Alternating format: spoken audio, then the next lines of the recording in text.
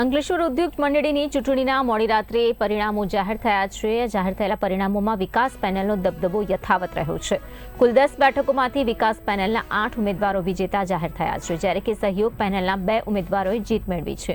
ઉદ્યોગકારોએ ઉત્સાહભેર મતદાન કર્યું હતું અને કુલ 90.48% મતદાન નોંધાયું હતું। પરિણામ જાહેર થતાં વિકાસ પેનલના સમર્થકોમાં ભારે ખુશીની લાગણી જોવા મળી છે। આ સાથે વિજયોત્સવ પણ ઉજવવામાં આવ્યો હતો।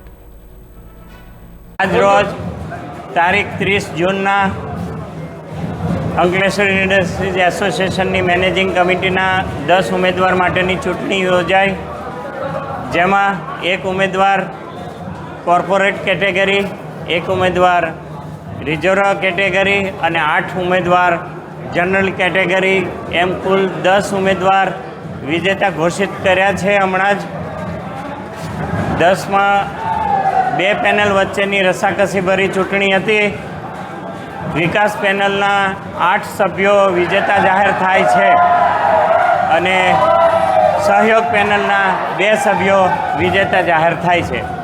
તો આ સંપૂર્ણ મતદાનની પ્રક્રિયા, કાઉન્ટિંગની પ્રક્રિયા બધું જ ખેલદિલીપૂર્વક બધાની ખૂબ સહાનુભૂતિ પ્રાપ્ત થઈ અને શાંતિમય વાતાવરણમાં આ કાર્ય સંપન્ન થયું। 2026-27ની જે આપણી અંકલેશ્વર ઇન્ડસ્ટ્રીઝ એસોસિએશનની પ્રણાલી પ્રમાણે જે ઇલેક્શન હતું, એક રિઝર્વ કેટેગરી, એક કોર્પોરેટ કેટેગરી અને 8 જનરલ કેટેગરી, એમાં વિકાસ પેનલને 8 સીટ મળેલ છે।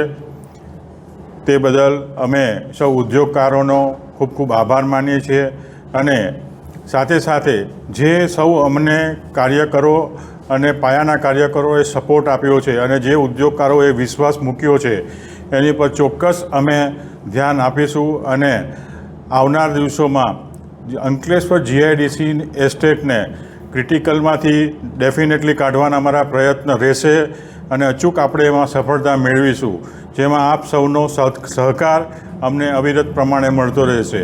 સાથે સાથે આવનાર વર્ષોમાં આપણે એક અંકલેશ્વરને મોડલ એસ્ટેટ બનાવીશું, એ અમારી પહેલી પ્રાથમિકતા